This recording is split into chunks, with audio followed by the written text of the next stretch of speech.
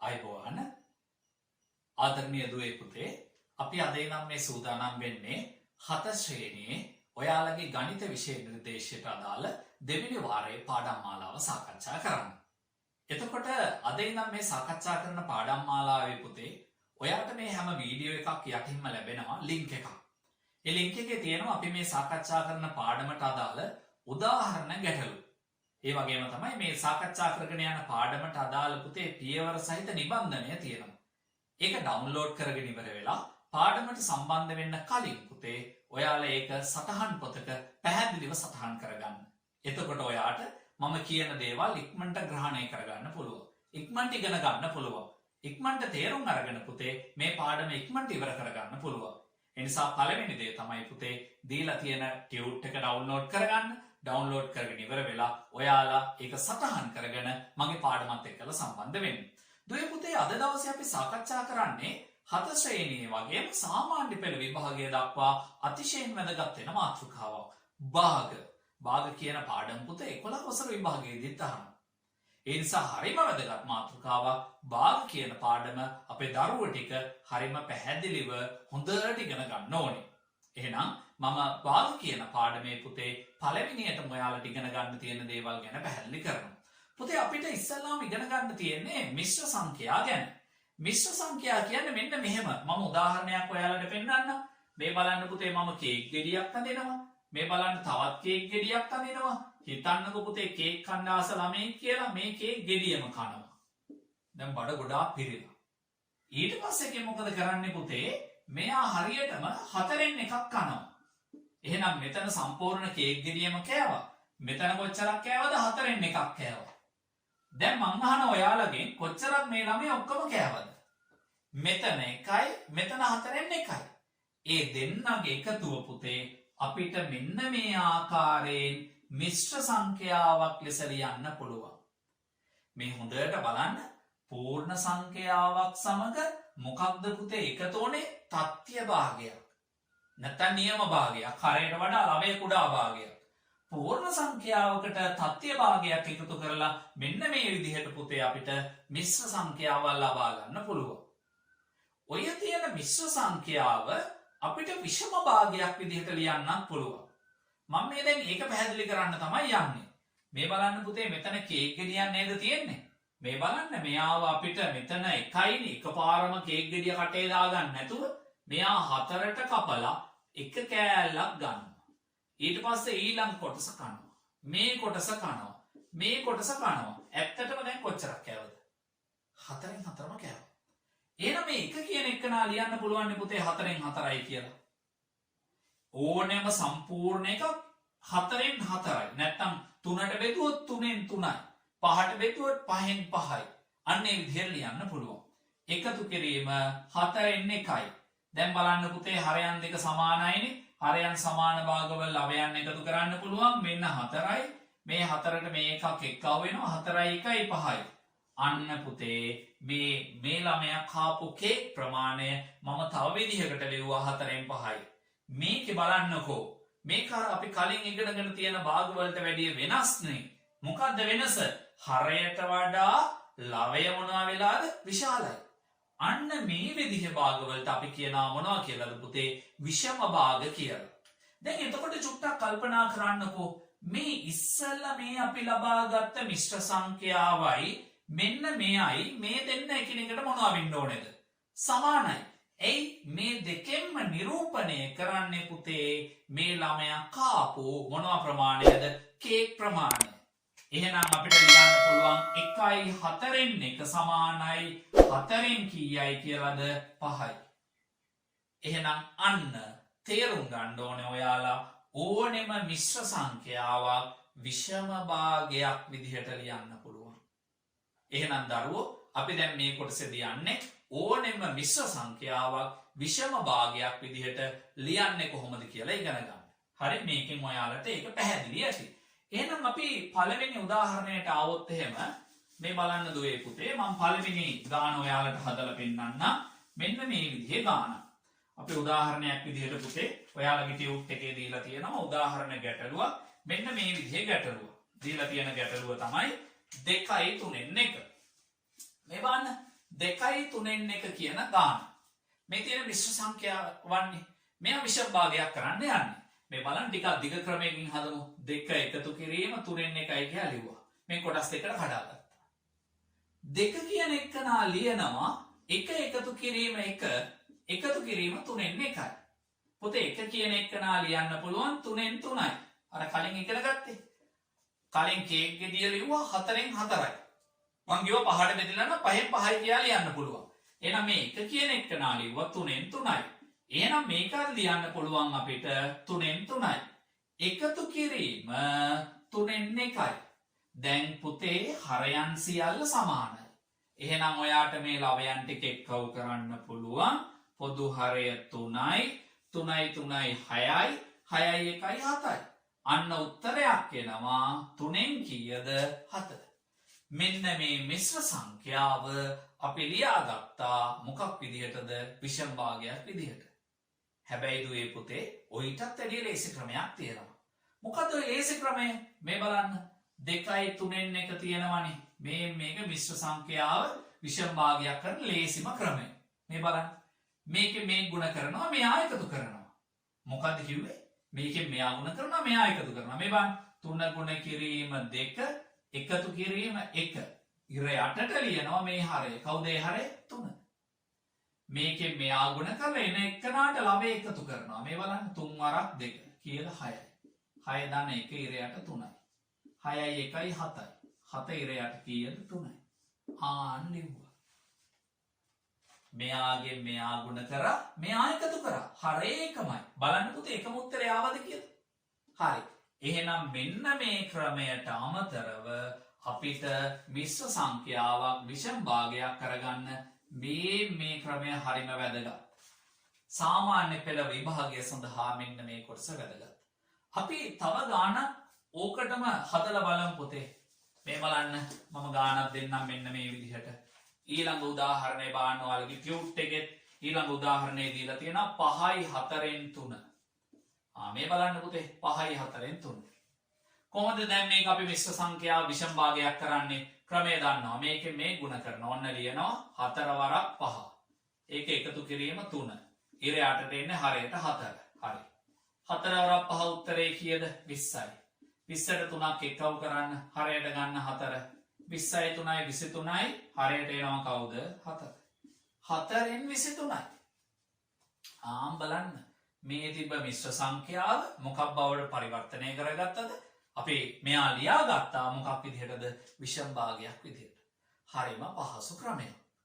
දැන් අපි මේ මිශ්‍ර සංඛ්‍යාව මේ විදිහට විෂම භාගයක් කරගත්තා නම් දුවේ පුතේ මේ තියෙන විෂම භාගයක් මිශ්‍ර සංඛ්‍යාවක් විදිහට ලියන්න පුළුවන්.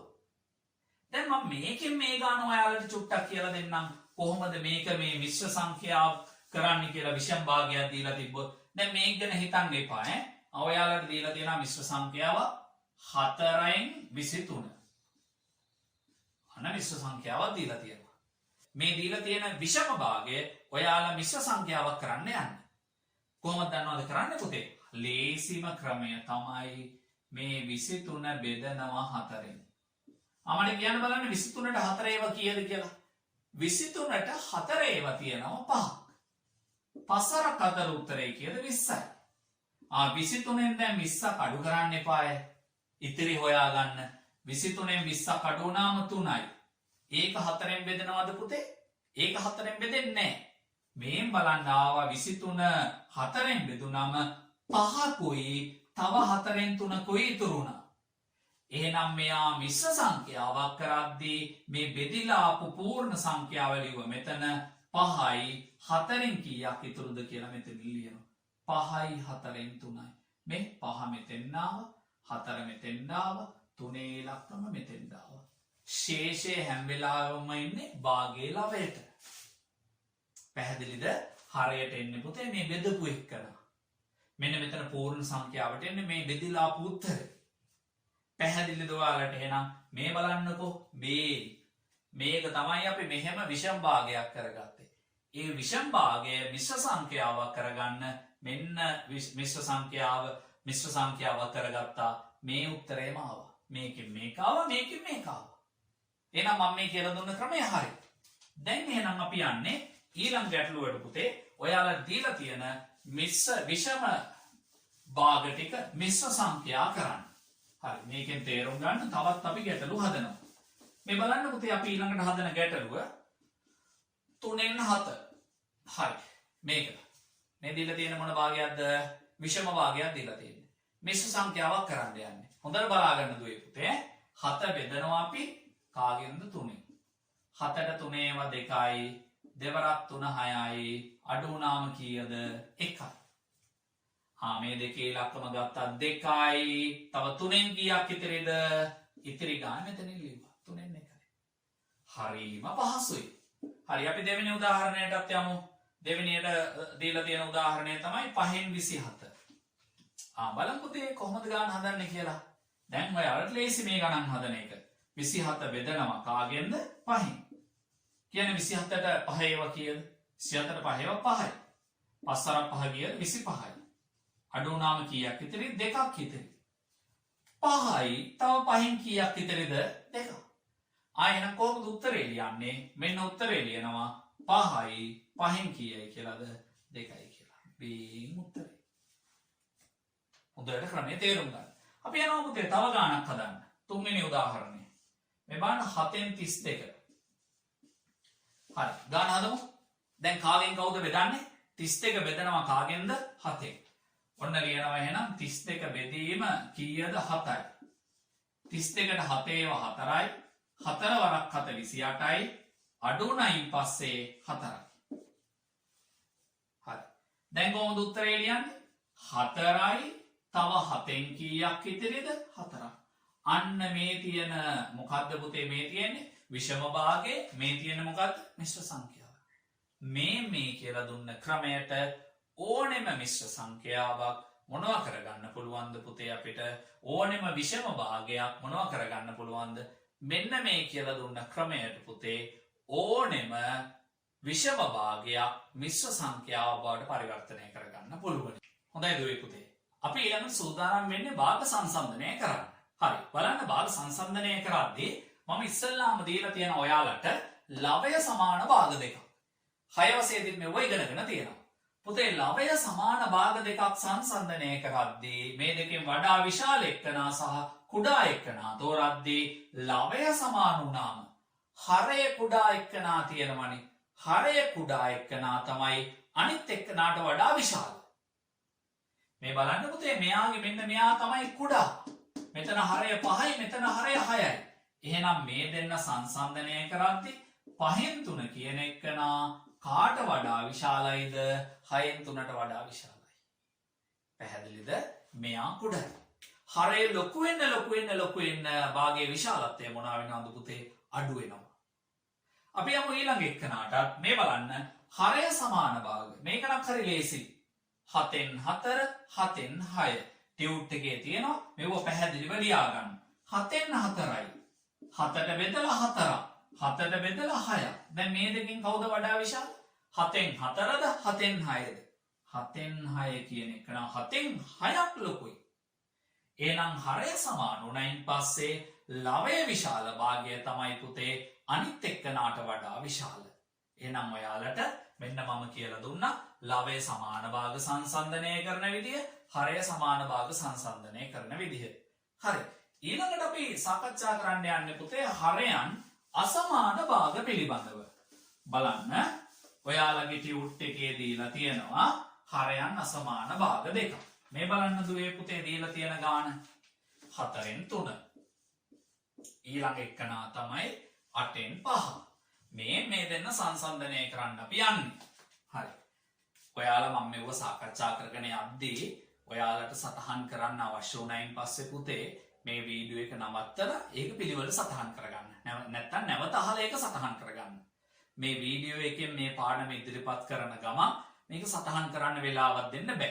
එතකොට ඔයාට සෑහෙන වෙලාවක් ගත වෙනවා මේ වීඩියෝ එක බලලා ඉවර කරන්න. ඒ නිසා මම පාඩම කියලා දීගෙන යනවා. ඔයාලා අවශ්‍ය තැන්වල නවත්ත ඔයාගේ සටහන සම්පූර්ණ කරගන්න. හරි. මේ බලන්න 4න් 3යි 8න් 5යි. හරයන් දෙක මොකද වෙලා තියෙන්නේ? අසමානයි. මේකේ හරයන් දෙක අසමාන නිසා හරය සමාන කරගන්න ඕනේ. මේ 4න් 3 4 ලේසියෙන් මට කරගන්න පුළුවන්. මොකද කරන්නේ පුතේ? 4න් 3 මේ 4 දෙකෙන් ගුණ කරනවා. දැන් එයා දෙකෙන් ගුණ වුණාම 8 එනවා කියලා අපේ පුතාලට පැහැදිලි. මෙයාවත් ගුණ කරන්න ඕනේ දෙකෙන්. 4 වරක් 2 8යි. 3 වරක් 2 6යි. එහෙනම් 4න් 3 වෙනුවට ලියන්න පුළුවන් කවුරු කියලාද පුතේ? 8න් 6යි කියලා. මෙතන තියෙන්නේ 8න් 5නේ. ඔන්න ලිව්වා 8න් 5. දැන් මට කියන්න 8න් 6ද ලොකු 8න් 5ද ලොකු? ඔව් කවුද ලොකු? 8න් 6 කියන එක නා ලොකුයි. දැන් මේ 8න් 6 කරගත්තේ කවුද පුතේ? 4න් 3. එහෙනම් 8න් 6 වෙනුවට ඔයාට ලියන්න පුළුවන් 4න් 3. ඒ කියන්නේ 4න් 3 කාට වඩා විශාලයිද? 8න් 5ට වඩා විශාලයි. එහෙනම් මෙන්න මේ විදිහට තමයි පුතේ හරයන් අසමානයි නම් ඔයාලා භාග සංසන්දනය කරන්නේ. දැන් ඒකෙම තව ගානක් ඔයාලට දීලා තියෙනවා. තව දුරටත් හරයන් අසමාන වෙන විදිහ. හරි. දැන් මේ ගාන පැහැදිලිව හදාගන්න. අපි ඊට පස්සේ යමු ඊළඟ උදාහරණයට. හොඳයි පුතේ අපි දැන් මෙන්න මේ දීලා තියෙන භාගය සංසන්දනය කරන්න යමු. බලන්න 4න් 3 සහ 3න් 2 තියෙන්නේ. දැන් මේ දෙන්නගේ හරයන් දෙක අසමානයි. ඒ නිසා ඔයා කරන්න ඕනේ දේ තමයි හරයන් දෙක සමාන කරගන්න ඕනේ. 3 සහ 4 කියන දෙන්න සමාන කරගන්නේ ඒ දෙන්නේ කුඩා පොදු ගුණාකාරය හොයලා. මේ බලන්න 4යි 3යි ලිව්වා. ඊළඟ ප්‍රථමක සාධක වලින් බෙදනවා. 2කින් බෙදනවා. 2යි. 3 නම් බෙදෙන්නේ නැහැ. එහෙමම තියෙනවා. මෙයා බෙදනවා ඊට පස්සේ 2කින්. 2කින් බෙදෙන කෙනෙක් ඉන්නවනේ. 1යි. මෙතෙන් දෙනවා 3යි. ඊට පස්සේ නැවත 2කින් බෙදන්න බෑ කියලා ඔයාලට පැහැදිලි. එහෙනම් ඊළඟට බෙදන්නේ කාගෙන්ද? 3ෙන් බෙදනවා. මෙතන 1යි. මෙතන ගියද 1යි. දැන් කුඩා පොදු ගුණාකාරය ගන්න හැටි එහෙම ඉගෙනගෙන තියෙන්නේ. ඔන්න කූපෝගුව ලියනවා දෙවරක් 3යි කියලා. දෙවරක් 2 4යි 4 වරක් 3 උත්තරේ 12යි. එහෙනම් දරුවෝ මේ තියෙන හරයන් දෙක අපි හදා ගන්න ඕනේ 12 බවට. හරි ලේසි.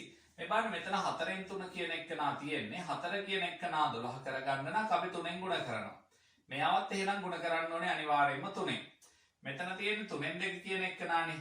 මෙයාව 12 කරගන්න නම් 4ෙන් ගුණ කරනවා. හරය ගුණ කරා නම් 4ෙන් ලවයත් ගුණ කරනවා 4ෙන්. හරි. 4 වරක් 3 උත්තරේ 12යි. 3 වරක් 3 උත්තරේ 9යි. මෙතන එනවා 12යි. 3 වරක් 4 12යි. දෙවරක් 4 උත්තරේ 8යි. දැන් බලන්න. මෙතන 12න් 9. මෙතන 12න් 8. දැන් ඔයාලට තීරණය කරන්න පුළුවන් මේ දෙන්නෙන් වඩා විශාල එකනා කවුද කියලා. ඔව් පුතේ මේ දෙන්නෙන් වඩා විශාල එකනා කවුද? 12න් 9. දැන් මේ 12න් 9 කරගත්තේ කවුද? 4න් 3. එහෙනම් 4න් 3 කියන එකනා මේ තියෙන මෙතන 12න් 8 කරගත්තේ කවුද? 3න් 2. 3න් 2ට වඩා විශාලයි. අන්න ඒ විදිහට තමයි හරයන් අසමානයි නම් හරයන් සමාන කරගන්නවා.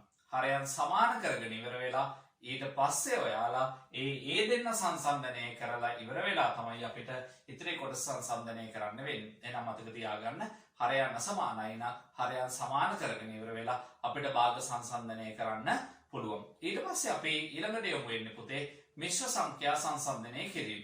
දැන් උදාහරණයක් විදිහට අපිට නිබන්ධනයේ දීලා තියෙන උදාහරණයට අපි ගියොත් එහෙම හරි.